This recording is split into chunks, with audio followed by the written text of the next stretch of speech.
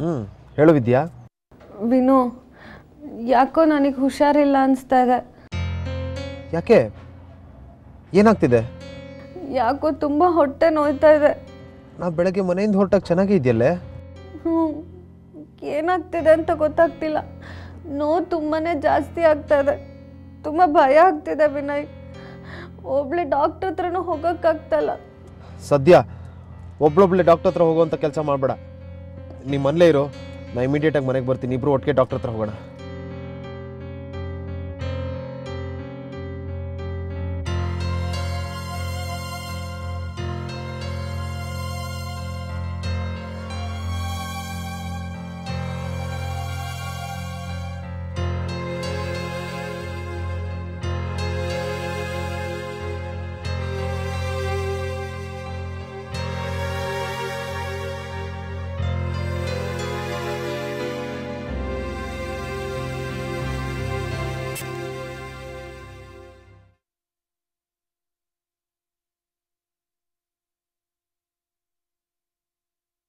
ಹುಷಾರು ಕಣೆ, ನೀ ಇಲ್ಲೇ ಕೂತ್ಕೊಂಡು ಎಷ್ಟು ತಗೋ. ನಿಂಗೇನು ಬೇಕೋ ನಾನು ತಂದು ಕೊಡ್ತೀನಿ. ವಿನಯ್, ಇವಾಗ ಏನಂತದಾಗಿದೆ ಅಂತ ಅಷ್ಟೊಂದು ಫಸ್ ಮಾಡ್ತಾ ಇದ್ದೀರಿ? ಸದ್ಯ ಏನೂ ಆಗಿಲ್ವಲ್ಲ ಅಂತ ಸಂತೋಷ ಪಡ್ತಾ ಇದ್ದೀನಿ. ನೀನು ಹೊಟ್ಟೆ ನೋವು ಅಂತ ಫೋನ್ ಮಾಡಿದಾಗ ಎಷ್ಟು ಗಾಬರಿ ಆಗಿತ್ತು ಗೊತ್ತಾ? ನಿನ್ನನ್ನು ಡಾಕ್ಟರ್ ಹತ್ರ ಕರ್ಕೊಂಡು ಹೋಗೋವರೆಗೂ ಸಮಾಧಾನ ಇರಲಿಲ್ಲ. ಡಾಕ್ಟ್ರೇ ಹೇಳಿದ್ರಲ್ಲ ವಿನಯ್, ಗಾಬರಿ ಆಗೋವಂಥದ್ದು ಏನಿಲ್ಲ ಅಂತ. ಆ್ಯಕ್ಚುಲಿ ಏನಾಯಿತು ಗೊತ್ತಾ, ಅಡುಗೆ ಮನೆಯಲ್ಲಿ ಶೆಲ್ಫಿಂದ ಬೇಳೆ ಡಬ್ಬಿ ತೆಗಿಯೋಕ್ಕೆ ಅಂತ ಹೋದೆ. ಆಗ ಮಸಲ್ ಸ್ಪ್ರೈನ್ ಆಗಿದೆ ಅನಿಸುತ್ತೆ. ಆ ನೋವಿಗೆ ಗಾಬರಿಯಾಗಿ ನಿಮಗೆ ಫೋನ್ ಮಾಡಿದ್ದು. ಡಾಕ್ಟ್ರೇ ಹೇಳಿದ್ರಲ್ಲ, ನೀವು ಡಬ್ಬಿ ತೆಗಿಯೋಕ್ಕೆ ಹೋದಾಗ ನಿಮಗೆ ಮಸಲ್ ಕ್ಯಾಚ್ ಆಗಿದೆ, 2 ದಿನ ರೆಸ್ಟ್ ತಗೊಂಡ್ರೆ ಸರಿ ಹೋಗುತ್ತೆ ಅಂತ. ರೆಸ್ಟ್ ಎಲ್ಲಿ ತಗೋತೀಯ ನೀನು? ಏನಾದರೂ ಒಂದು ಕೆಲಸ ಮಾಡ್ತಾನೆ ಇರ್ತೀಯ.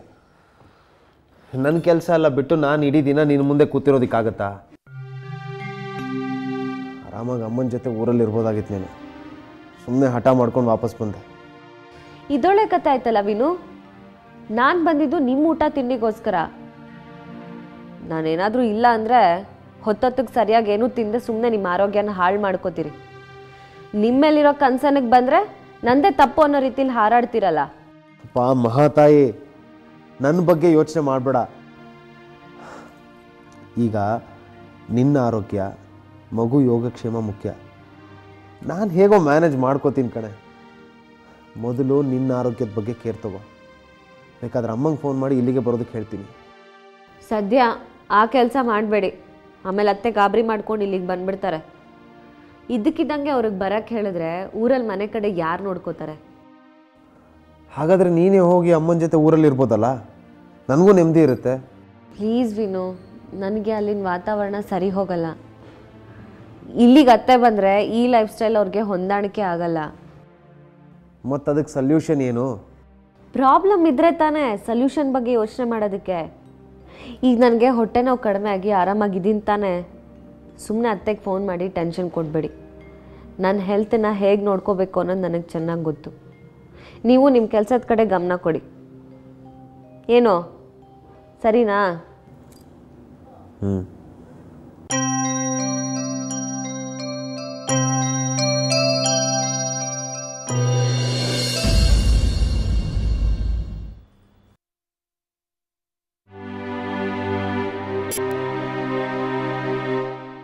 ವೈದೇಹಿ, ತರಕಾರಿ ಹೆಚ್ಚಿದಾಯ್ತಾ? ಇನ್ನೂ ಇಲ್ಲ ಅಕ್ಕ. ಇಷ್ಟು ಲೇಟ್ ಅಲ್ಲ, ನಾ ಅಡುಗೆ ಮಾಡೋದು ಯಾವಾಗ? ಯಾಕೋ ನಗ್ತಿದ್ಯಾ? ಇನ್ನೇನು ಮತ್ತೆ, ಅಜ್ಜಿ ಊರಿಗೆ ಹೋದಾಗಿಂದ ನೀವಿಬ್ಬರು ಅಡುಗೆ ಮನೆಗೆ ಸರ್ಕಸ್ ಮಾಡೋದು ನೋಡ್ತಿದ್ದೀನಲ್ಲ. ನೀನು ಮಾತ್ರ ಯಾವ ಕೆಲಸಕ್ಕೂ ಸಹಾಯ ಮಾಡಲ್ಲ. ನೀನೇನು ಅಜ್ಜಿಗೆ ಹೆಲ್ಪ್ ಮಾಡ್ತಿದ್ಯಾ? ಹೌದು ಕಣುಷ, ನಾವು ಯಾರು ಅಜ್ಜಿಗೆ ಹೆಲ್ಪ್ ಮಾಡ್ದೇನೆ ಅಜ್ಜಿ ಎಲ್ಲ ಕೆಲಸ ಹೇಗೆ ನಿಭಾಯಿಸ್ತಿದ್ರು ಅಂತ ಆಶ್ಚರ್ಯ ಆಗತ್ತೆ.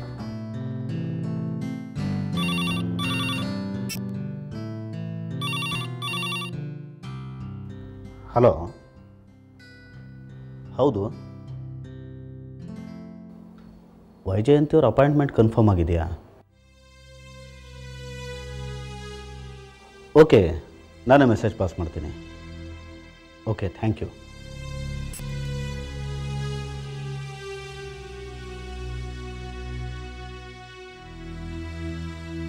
ವೈಜಯಂತಿ, ವೈಜಯಂತಿ,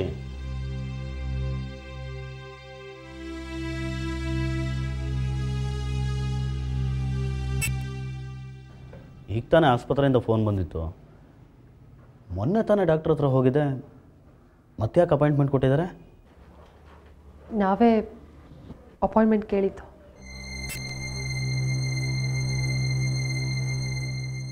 ಯಾಕೆ? ಅಬಾರ್ಷನ್ಗೆ.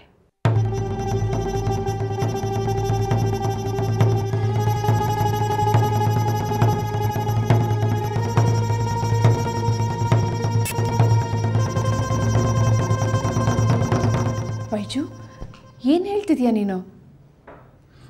ಮಗು ಬಗ್ಗೆ ಎಷ್ಟು ಆಸೆ ಇಟ್ಕೊಂಡಿದ್ದೆ ನೀನು, ಈಗ ಯಾಕೆ ಈ ರೀತಿ ಮಾತಾಡ್ತಿದ್ಯಾ? ಈ ಮಾತಾಡ್ತಿರೋದು ನಾನಲ್ಲ, ನಿಮ್ಮ ಭಾವ. ಅಕ್ಕ ಹೇಳ್ತಿರೋದು ನಿಜಾನಾ ಬಾಬಾ? ಹೌದು.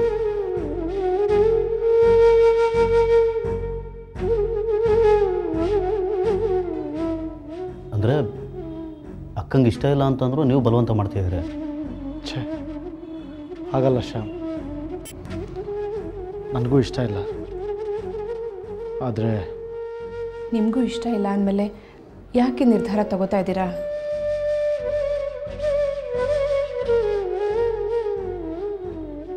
ನನ್ನ ಪರಿಸ್ಥಿತಿ ನಿಮಗೆಲ್ಲ ಗೊತ್ತೇ ಇದೆ. ಮಾಡಿರೋ ಸಾಲ ತೀರ್ಸೋದಕ್ಕೆ ನನಗೆ ಸಂಪಾದನೆ ಇಲ್ಲ. ರಿಸಿಷನ್ ಅಂತ ಸರಿಯಾದ ಕಡೆ ಕೆಲಸನೂ ಸಿಗ್ತಾ ಇಲ್ಲ. ಹೀಗಿರುವಾಗ ಫ್ಯಾಮ್ಲಿ ನೋಡ್ಕೊಳ್ಳೋದು. ಶ್ರೀಕಾಂತ್, ರಿಸಿಷನ್ ಇವಾಗ ಎಲ್ಲ ಕಡೆನೂ ಇದೆ. ಹಾಗಂತ ಯಾರೂ ಫ್ಯಾಮಿಲಿ ಸಾಕ್ತಾ ಇಲ್ವಾ? ಎಲ್ಲರೂ ಇದೇ ರೀತಿ ನಿರ್ಧಾರ ತಗೋತಾ ಇದ್ದಾರಾ?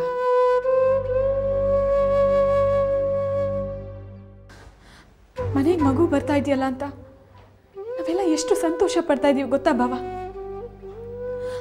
ಅಕ್ಕನಿಗೆ ಮಕ್ಕಳಂದ್ರೆ ಮೊದಲಿಂದನೂ ಎಷ್ಟಿಷ್ಟ ಗೊತ್ತಾ?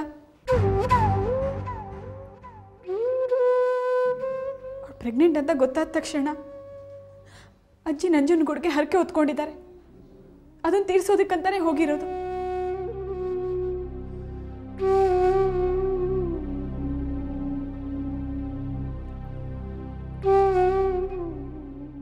ಪ್ರಿಯದರ್ಶಿನಿ ಅಕ್ಕ ಮಗುಗೋಸ್ಕರ ಪುಟಾಣಿ ಸ್ವೆಟರ್, ಸಾಕ್ಸ್, ಟೋಪಿ ಎಲ್ಲ ಕೊಂಡ್ಕೊಂಡು ಬಂದಿದ್ದಾಳೆ.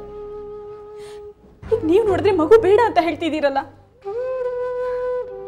ವೈದೇಹಿ, ಪ್ಲೀಸ್ ಎಮೋಷನ್ ಆಗಿ ಮಾತಾಡಬೇಡ. ಇದು ಎಮೋಷ್ನಲ್ ವಿಷಯ ಒಂದೇ ಅಲ್ಲ ಬಾಬಾ. ಆ್ಯಸ್ ಎ ಡಾಕ್ಟರ್ ನಾನು ಹೇಳ್ತಿದ್ದೀನಿ, ನೀವು ತಗೊಂಡಿರೋ ನಿರ್ಧಾರ ಸರಿಯಾಗಿಲ್ಲ ಅಂತ. ಈಗ ಮಾನಿಟರಿ ಪ್ರಾಬ್ಲಮ್ ಇದೆ ಅಂತ ಮಗುನ ತೆಗ್ಸೋಕೆ ಹೋಗ್ತಿದ್ರಲ್ಲ, ದುಡ್ಡನ್ನು ಮುಂದೆ ಸಂಪಾದನೆ ಮಾಡ್ಬೋದು. ಆದರೆ ಮುಂದೆ ನಿಮಗೆ ಏನಾದರೂ ಪ್ರಾಬ್ಲಮ್ ಆಗಿ ಮಕ್ಕಳೇ ಆಗದೇ ಇದ್ರೆ?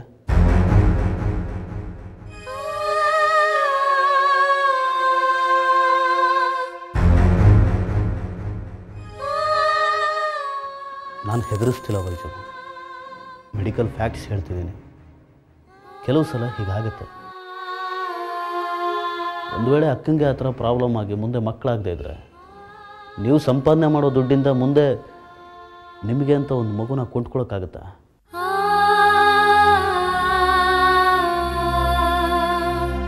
ಈ ಸಮಯದಲ್ಲಿ ನನ್ನ ಪರ್ಸ್ನಲ್ ವಿಷಯ ಹೇಳ್ಕೋಬೇಕು ಅಂತ ಅಲ್ಲ, ನಾನು ಒಂದ್ಸಲ ಇದೇ ಥರ ನಿರ್ಧಾರ ತಗೊಂಡಿದ್ದೆ. ನನ್ನ ಕೆರಿಯರು, ನನ್ನ ಆ್ಯಂಬಿಷನ್ಸು, ಇದು ಎಲ್ಲದರ ನಡುವೆ ಫ್ಯಾಮಿಲಿಗೆ ಟೈಮ್ ಕೊಡೋಕ್ಕಾಗಲ್ಲ ಅಂತ. ಈಗ ನಾನು ನನ್ನ ಕೆರಿಯರ್ ಪೀಕಲ್ಲಿದ್ದೀನಿ. ನನ್ನ ಆ್ಯಂಬಿಷನ್, ಧ್ಯೇಯ ಎಲ್ಲ ಪೂರೈಸ್ಕೊಂಡಿದ್ದೀನಿ. ಆದರೆ ಈಗ ಒಂದೊಂದು ಸಲ ಏನನ್ಸುತ್ತೆ ಗೊತ್ತಾ? ನಾನು ಯಾರಿಗೋಸ್ಕರ ದುಡಿಬೇಕು, ಯಾರಿಗೋಸ್ಕರ ಕೂಡಿಡಬೇಕು ಅಂತ ಅನಿಸುತ್ತೆ.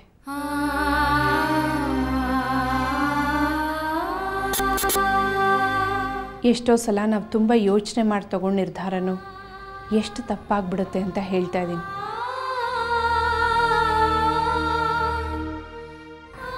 ನಮ್ಮ ವೈಜು ಲೈಫಲ್ಲೂ ಹಾಗಾಗಬಾರ್ದಲ್ವಾ? ಅದಕ್ಕೆ ನನ್ನ ಜೀವನನೇ ನಾನು ಎಕ್ಸಾಂಪಲ್ಲಾಗಿ ಹೇಳಿದ್ದು. ಮುಂದೆ ನನಗೆ ಮಕ್ಕಳು ಆಗಬಹುದು ಅಥವಾ ಆಗದೇನೂ ಇರ್ಬೋದು. ಆದರೆ ನಾನು ಆವತ್ತು ತಗೊಂಡ ನಿರ್ಧಾರಕ್ಕೆ ಇವತ್ತು ಪಶ್ಚಾತ್ತಾಪ ಪಡ್ತಾ ಇದ್ದೀನಿ. ಕೈ ಮೀರಿ ಹೋದ್ಮೇಲೆ ನಾವೇನು ಮಾಡೋಕ್ಕಾಗಲ್ಲ. ಪ್ಲೀಸ್ ಶ್ರೀಕಾಂತ್, ನೀವಿಬ್ಬರೂ ಚೆನ್ನಾಗಿ ಯೋಚನೆ ಮಾಡಿ ಆಮೇಲೆ ಒಂದು ನಿರ್ಧಾರಕ್ಕೆ ಬನ್ನಿ.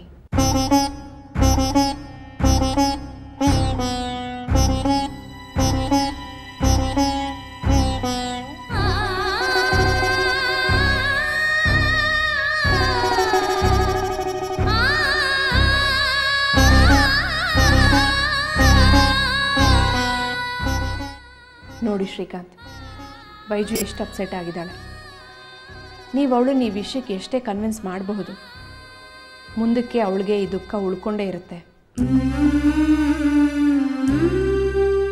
ಅವಳು ಇದೇ ಕೊರಗನ್ನ ಜೀವನ ಪೂರ್ತಿ ಇಟ್ಕೊಂಡ್ಬಿಟ್ರೆ ನೀವು ಸಂತೋಷವಾಗಿರ್ತೀರಾ? ನೋಡಿ ಬಾವ, ಮಗು ಜವಾಬ್ದಾರಿನ ಪೂರ್ತಿ ನಿಮ್ಮ ಮೇಲೆ ಹೊರಿಸಲ್ಲ. ನಾವೆಲ್ಲ ಇದ್ದೀವಿ. ನಿಮ್ಮ ಫೈನಾನ್ಷಿಯಲ್ ಪ್ರಾಬ್ಲಮ್ಸ್ ಏನೇ ಇದ್ದರೂ ಮಗು ನಮ್ಮನೆದು.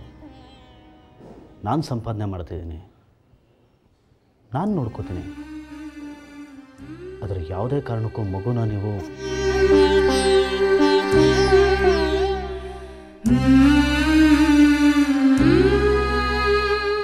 ಬಾಬಾ ನೋಡಿ, ಇದು ನಮ್ಮ ತಾಯಿ ಒಡವೆಗಳು. ಅಜ್ಜಿ ನನ್ನ ಮದುವೆಗೆ ಅಂತ ಇಟ್ಟಿದ್ರು.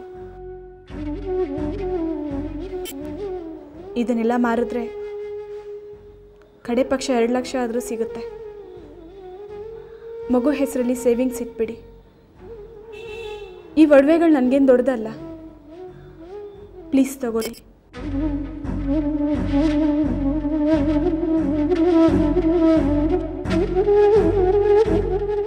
ನೋಡಿದ್ರ ಶ್ರೀಕಾಂತ್, ಒಬ್ಬೊಬ್ಬರೇ ಎಲ್ಲರೂ ನಿಮ್ಮ ಸಪೋರ್ಟಿಗೆ ಹೇಗೆ ಮುಂದೆ ಬರ್ತಾ ಇದ್ದಾರೆ ಅಂತ. ಶ್ಯಾಮ್ ತನ್ನ ಸಂಪಾದನೆಯಲ್ಲಿ ಮಗುನ ಸಪೋರ್ಟ್ ಮಾಡ್ತಾ ಇದ್ದಾನೆ. ವೈದೇಹಿ ಒಡವೆಗಳನ್ನ ಮಾರಿ ದುಡ್ಡನ್ನ ಮಗು ಹೆಸರಲ್ಲಿ ಇಡ್ತೀನಿ ಅಂತ ಹೇಳ್ತಾ ಇದ್ದಾಳೆ. ನನ್ನ ಹತ್ರನೂ ಸೇವಿಂಗ್ಸ್ ಇದೆ, ನಾನು ನಿಮ್ಮ ಫ್ಯಾಮಿಲಿಗೆ ಸಪೋರ್ಟ್ ಮಾಡ್ತೀನಿ. ನಾವೆಲ್ಲ ಇಷ್ಟು ಹೇಳ್ತಾ ಇದ್ದೀವಿ, ಈಗಲಾದರೂ ನಿಮ್ಮ ನಿರ್ಧಾರ ಬದಲಾಯಿಸ್ಕೊಳ್ತೀರಾ? ವೈದೇಹಿ, ಈ ಒಡವೆಗಳನ್ನ ತೊಗೊಂಡು ಒಳಗಿಡ.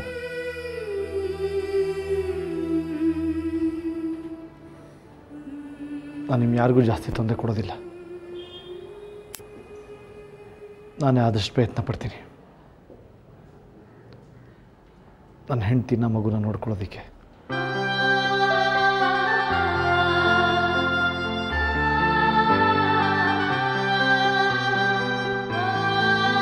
ಥ್ಯಾಂಕ್ ಯು ಬಾಬಾ.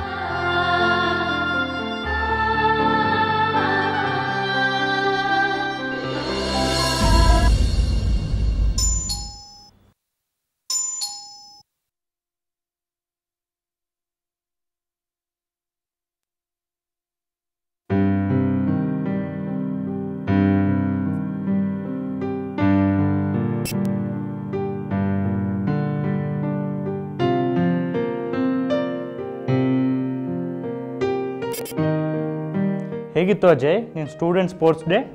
ಕೇಳಬೇಡಿ, ನನಗೆ ಇವತ್ತು ತುಂಬ ಬೇಜಾರು, ಅವಮಾನ ಆಗಿದೆ.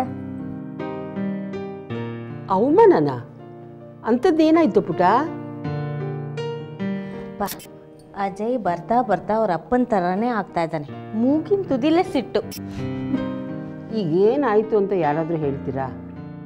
ಇವತ್ತು ನನಗೆ ಲೆಮನ್ ಆ್ಯಂಡ್ ಸ್ಪೂನ್ ರೇಸ್ ಇತ್ತು. ಇನ್ನೇನು ನಂಗೆ ಫಸ್ಟ್ ಪ್ರೈಸ್ ಬರ್ತಾಯಿತ್ತು. ಅಷ್ಟರಲ್ಲಿ ಅಮ್ಮ ಬಂದು ಎಲ್ಲದನ್ನು ಹಾಳು ಮಾಡಿಬಿಟ್ರು. ಅತ್ತೆ ಅದೇನು ಇನ್ನೇನು ಫಸ್ಟ್ ಬರ್ತಾಯಿದ್ದೆ ಅಜ್ಜಿ. ಅವಾಗ ಅಮ್ಮ ಬಂದು ಅಜಯ್ ಅಜಯ್ ಅಂತ ಕೂಗಿದ್ರು. ಮತ್ತೆ ಅಜಯ್ ಇಲ್ಲಿ ಕಣೋ ಅಂತ ಕೂಗೋಕೆ ಶುರು ಮಾಡಿದ್ರು. ನಾನು ಅಮ್ಮನ ಕಡೆ ತಿರುಗಿ ನೋಡಿದೆ. ಆಗ ನಿಂಬೆಹಣ್ಣು ಕೆಳಗೆ ಬಿತ್ತು. ನಾನು ಹಿಂದೆ ಇದ್ನಲ್ಲ, ಅದು ಮುಂದೆ ಬಂದ. ನಂಗೆ ಪ್ರೈಸು ಇಲ್ಲ, ಡಿಸ್ಕ್ವಾಲಿಫೈನೂ ಮಾಡಿದ್ರು. ಅಲ್ಲ ಪುಟ, ಅಮ್ಮ ಅಜಯ್ ಅಜಯ್ ಅಂತ ಕೂಗಿದಾಗ ನೀನು ಯಾಕೆ ತಿರುಗಿ ನೋಡಬೇಕಾಗಿತ್ತು? ಅಮ್ಮ ಒಂದ್ಸಲಿ ಕೂಗಿದ್ರೆ ನಾನು ತಿರುಗ್ತಾ ಇರಲಿಲ್ಲ. ಅಮ್ಮ ಪದೇ ಪದೇ ಕೂಗ್ತಾ ಇದ್ರು. ನನ್ನ ಕಾನ್ಸಂಟ್ರೇಷನ್ ಡೈವರ್ಟ್ ಆಯಿತು. ಅದಕ್ಕೆ ಅಮ್ಮನ ಹತ್ರ ತಿರುಗಿದೆ. ಸರಿ, ನಿನಗೆ ಅವಮಾನ ಆಯಿತು ಅಂದ್ಯಲ್ಲ, ಏನಾಯಿತು? ನಾನು ರೇಸಲ್ಲಿ ಸೋತ್ನಲ್ಲ, ಫಸ್ಟ್ ಬಂದು ನನ್ನ ಹತ್ರ ಬಂದ್ಬಿಟ್ಟು ಅಣಗಿಸೋದ. ಅದಕ್ಕೆ ನಂಗೆ ಅವಮಾನ ಆಗಿದ್ದು. ಮುಂದಿನ ವರ್ಷ ನಾನು ಅಮ್ಮನ ಜೊತೆ ಸ್ಪೋರ್ಟ್ಸ್ ಡೇಗೆ ಹೋಗಲ್ಲ. ಹೋಗಲಿ ಬಿಡು ಪುಟ್ಟ, ಅದೊಂದು ರೇಸ್ನಲ್ಲಿ ತಾನೇ ಹಾಗಾಗಿದ್ದು. ಪಾಪ ಏನೋ ಅಮ್ಮಂಗೆ ಗೊತ್ತಾಗಿಲ್ಲ. ಅದೊಂದೇ ರೇಸ್ ಅಲ್ಲ ಅಜ್ಜಿ, ಇನ್ನೊಂದು ಗೇಮಲ್ಲೂ ಹಾಗೆ ಮಾಡಿದ್ದಾರೆ. ಇನ್ನೊಂದು ಗೇಮಲ್ಲೂ ಹಾಗೆ ಆಯಿತಾ? ಅದು ಮೆಮೊರಿ ಪವರ್ ಗೇಮ್. ಅದನ್ನ ಪೇರೆಂಟ್ಸ್ ಆಡಬೇಕಿತ್ತು. ಮೆಮೊರಿ ಪವರ್ ಗೇಮ್ನಲ್ಲ? ಅದು ಹೆಂಗಂದ್ರೆ ಒಂದು ರೂಮಲ್ಲಿ ಒಂದಷ್ಟು ಐಟಮ್ಗಳು ಇಟ್ಟಿರ್ತಾರೆ. ಆ ಐಟಮ್ಗಳನ್ನು ನೋಡ್ಕೊಳ್ಳೋಕೆ ಟೈಮ್ ಕೊಟ್ಟಿರ್ತಾರೆ. ಆಮೇಲೆ ಇನ್ನೊಂದು ರೂಮಲ್ಲಿ ಕೂರಿಸ್ಬಿಟ್ಟು ಎಷ್ಟು ಐಟಮ್ ಹೆಸರು ಜ್ಞಾಪನ ಇದೆಯೋ ಅದನ್ನು ಬರೆಯೋಕೆ ಹೇಳ್ತಾರೆ.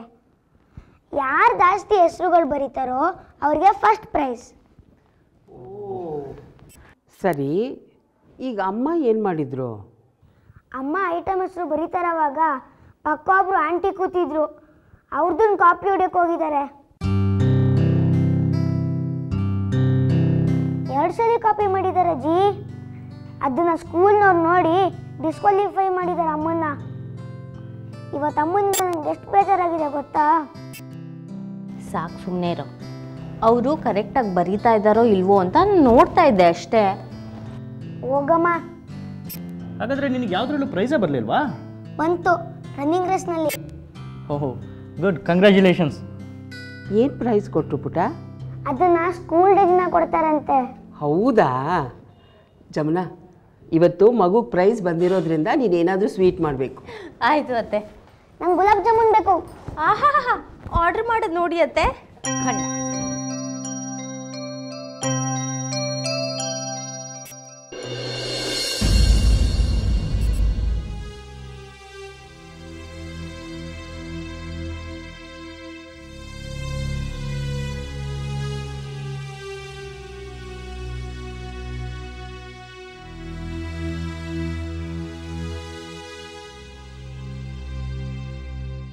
ಬಂದ್ರಾ?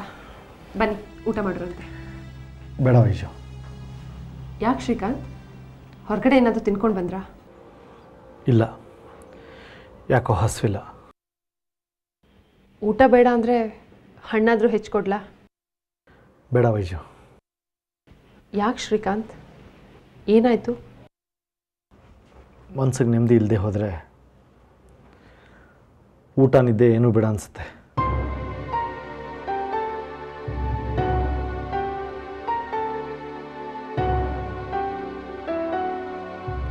ಸಾರಿ ವೈಜು. ಸಾರಿ ಯಾಕೆ? ಮಗುನ ತೆಗೆಸ್ಬಿಡು ಅಂತ ಹೇಳಿದ್ನಲ್ಲ, ಅದಕ್ಕೆ. ನಾನು ಹಾಗೆ ಮಾತಾಡಬಾರ್ದಾಗಿತ್ತು. ತುಂಬ ಹಾರ್ಷಾಗಿ ಮಾತಾಡ್ಬಿಟ್ಟೆ. ನನಗೂ ಅರ್ಥ ಆಗತ್ತೆ ನಿಮ್ಮ ಟೆನ್ಷನ್. ಟೈಮ್ ಸರಿ ಇಲ್ಲದೆ ಇದ್ದರೆ ಇಂಥದ್ದನ್ನೆಲ್ಲ ಫೇಸ್ ಮಾಡಬೇಕಾಗತ್ತೆ. ಪರವಾಗಿಲ್ಲ ಬಿಡಿ.